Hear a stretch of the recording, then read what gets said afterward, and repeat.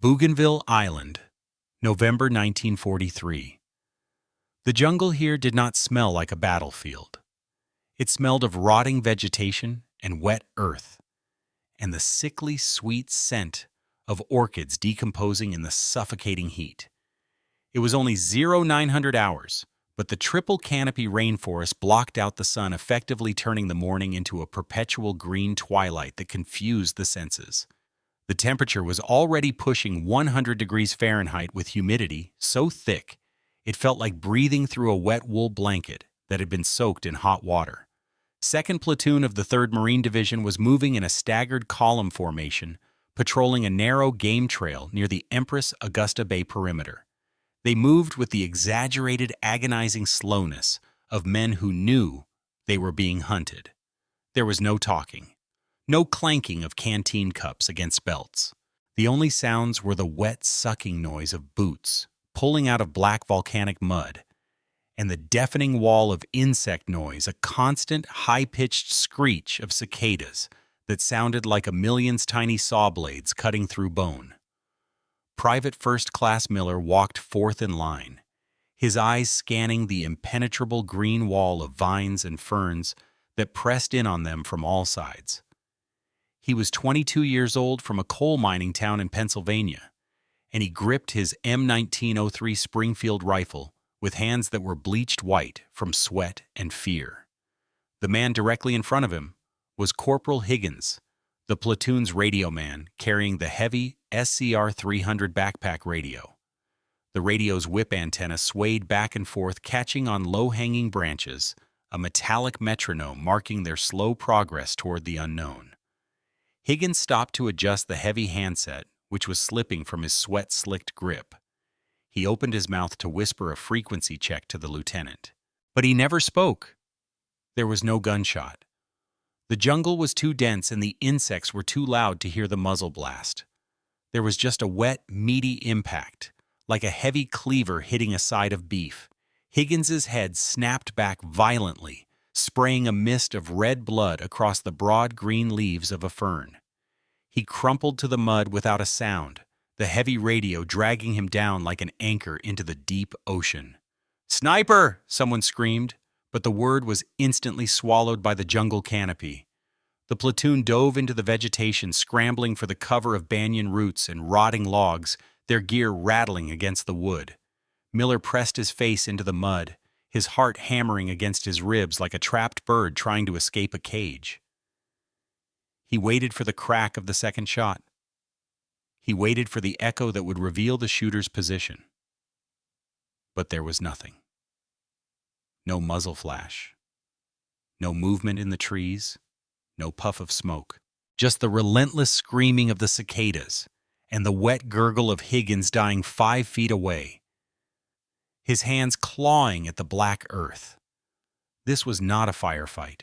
This was an execution. Somewhere up there in the canopy, hidden among the moss and the epiphytes, was a ghost, a Japanese sniper. He was likely tied to the trunk of a tree, 80 feet off the ground, wrapped in netting and palm fronds, waiting with the patience of a stone. He had ignored the point man. He had ignored the rifleman. He had waited specifically for the radio. He was surgically removing the platoon's ability to talk to the world, isolating them in the green hell. Miller peered over the root of a mahogany tree, his eyes straining to find a break in the pattern of the leaves. He saw nothing but endless green. The enemy wasn't just camouflaged. He was part of the forest, and he was waiting for someone to move to check on Higgins. The silence stretched out for 10 minutes, then 20. The heat grew heavier, pressing down on their helmets. A single drop of sweat rolled down Miller's nose and hung there, stinging his eyes, but he dared not wipe it away. He realized then that they weren't hunting the sniper. The sniper was hunting them, and the hunt had only just begun.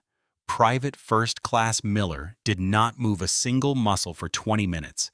He lay pressed into the rotting humus of the jungle floor, letting the biting ants crawl over his knuckles, because he knew that even the slightest movement was a death sentence. His mind, however, was racing, dismantling the geometry of the kill he had just witnessed with the cold logic of a survivor. He replayed the moment of impact in his head, like a film reel running in slow motion, frame by frame. The bullet had struck Higgins in the throat. The angle of entry suggested a high trajectory downward from the canopy, but that wasn't the detail that mattered. The detail that mattered was the timing. Higgins had turned his head to the left just before he died. The sun was rising in the east behind the platoon. For a split second, the glass face of the radio handset had caught the morning light. A flash, a glint, and then the bullet. The sniper wasn't just watching for movement, he was watching for the unnatural reflection of light that did not belong in the jungle. In this green hell of matte organic textures, anything that shined was a target.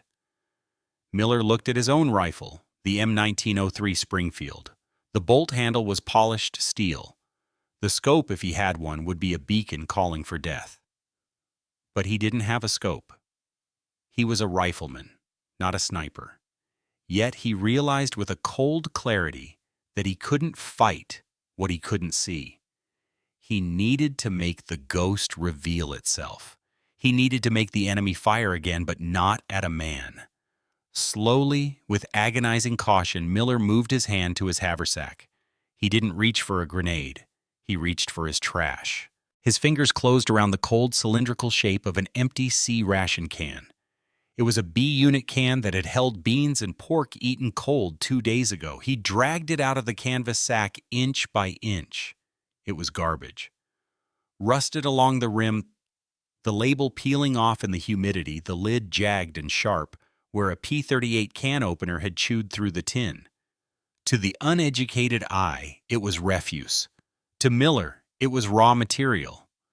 He pulled his K-bar fighting knife from its leather sheath, the steel making a faint hiss that sounded like a scream in the silence.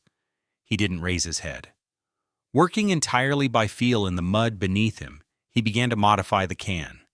He scraped the remaining label off with his thumbnail, feeling the wet paper disintegrate. He dug a handful of black volcanic mud from the ground and smeared it over the sides of the tin, masking the metal obliterating the shine. He left only the bottom of the can, clean a 3-inch circle of tin plate that was still relatively bright. It wasn't a mirror, but it didn't have to be. It just had to be brighter than a leaf. Next, he took the tip of his knife and twisted it against the jagged rim, boring a small hole through the soft metal. The sound of steel on tin was a tiny metallic screech that made the man next to him flinch. Miller ignored him.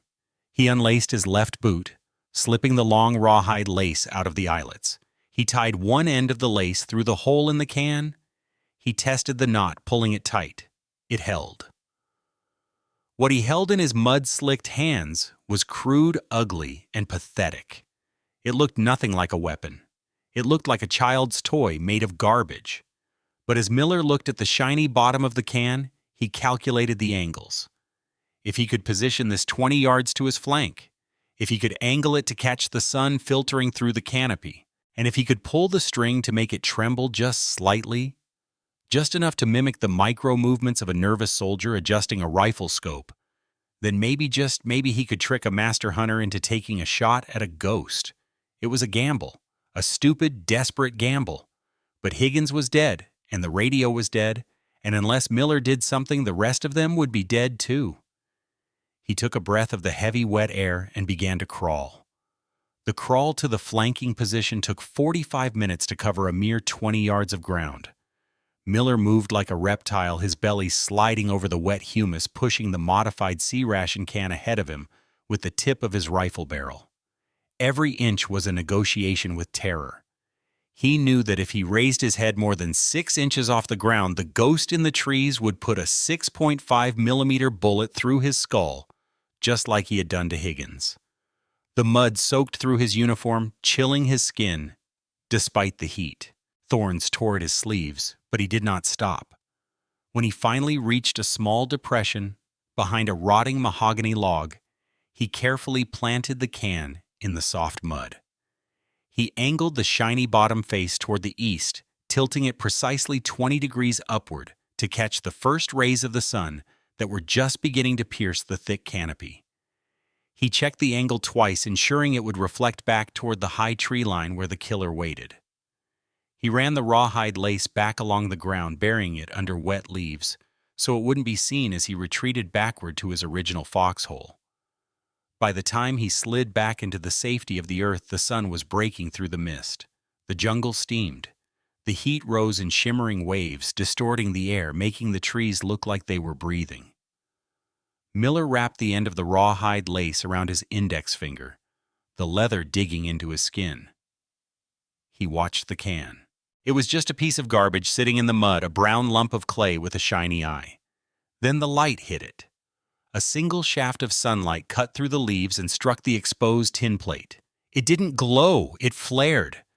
A sharp, piercing needle of white light shot across the clearing, aiming directly at the high canopy where the enemy was waiting. To a sniper, looking through a telescopic sight at 400 yards, that glint would look exactly like the reflection of a careless Marine adjusting his own optic. It was the signal every counter-sniper waited for. The mistake. Miller held his breath, his heart hammering against the mud wall of his foxhole. He waited for the shot. 1 minute passed, then 2. The jungle remained silent. The cicadas screamed, but the rifle did not speak. The sniper was smart.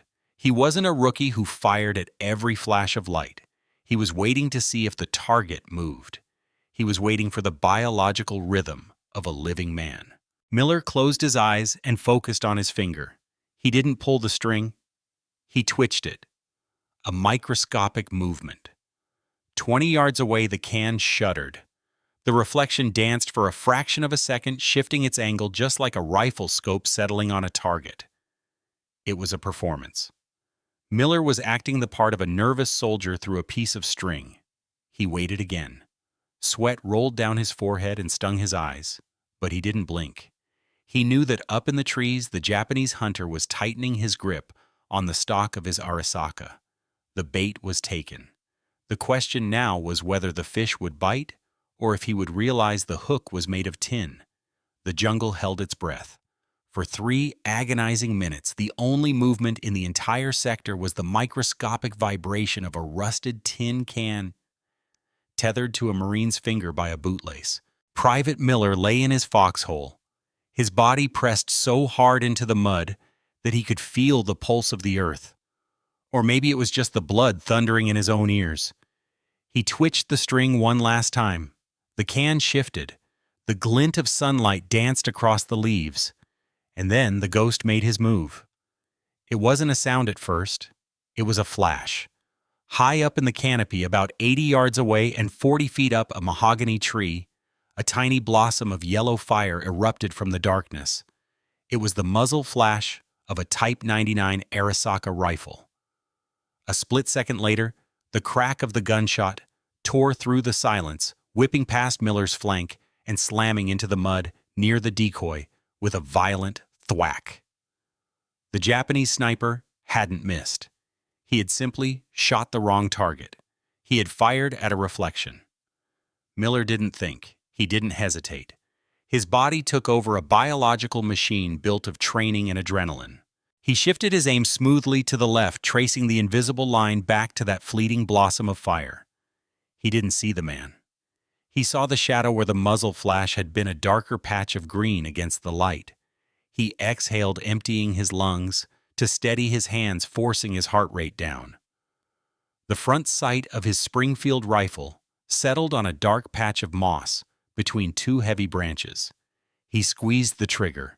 The rifle kicked hard against his shoulder, the heavy .3006 caliber round exiting the barrel at 2,800 feet per second. The sound was deafening, a thunderclap that shattered the jungle's quiet and sent birds screaming from the trees. Miller worked the bolt instantly, the mechanical clack-clack sounding loud in his ears, ejecting the spent brass casing and chambering a fresh round his eyes, never leaving the iron sights. He waited for the return fire. He waited for the sting of a bullet that would end his life. But the trees did not fire back. Instead, there was a different sound, a thrashing noise, like a heavy sack of wet grain falling through foliage. Branches snapped, leaves tore, and then, with a heavy final thud, something hit the jungle floor. The silence that followed was heavier than before. It was the silence of a verdict rendered. "Cease fire," the lieutenant whispered, though no one else was shooting. The platoon moved up slowly, rifles raised, converging on the base of the mahogany tree. Miller stood up, his legs trembling violently as the adrenaline dump hit his system, leaving him feeling weak and hollow. He walked toward the flanking position first. He needed to see it. The C-ration can was lying in the mud. It was no longer a can. The sniper's bullet had punched clean through the center of the tin, tearing the metal apart. The shot had been perfect. If that can had been Miller's head, he would be dead. The Japanese sniper hadn't missed. He had simply shot the wrong target. Miller swallowed hard bile rising in his throat and walked over to where the platoon had gathered around the fallen enemy. The body lay twisted in the roots. The sniper was small, wiry, dressed in a ghillie suit made of netted palm fibers that rendered him invisible even from 5 feet away. He was tied into the tree with a rope harness, which was why he hadn't fallen immediately. His rifle, a Type 99 with a long telescopic sight, lay beside him. Miller looked at the scope. The glass was wrapped in cloth to prevent reflection. This man was a professional, a master of his craft. He had done everything right, except for 1 second of curiosity. The lieutenant looked at Miller, then at the shredded tin can in his hand. He didn't say good job, he didn't offer a medal. He just nodded a grim acknowledgement of the geometry of survival. "Move out," he ordered. "We have a patrol to finish." Miller dropped the can. It landed in the mud beside the dead man's boot. A piece of rusted garbage and a master sniper both left to rot in the Bougainville heat. The platoon formed up and marched on, swallowing the fear, pushing deeper into the green hell. Miller checked his safety and wiped the sweat from his eyes. He was still alive. Not because he was a better shot, not because he was a hero, but because in the brutal calculus of war, sometimes a piece of trash is worth more than a rifle. The jungle closed in behind them, and the insects began to scream again, erasing all evidence that the duel had ever happened.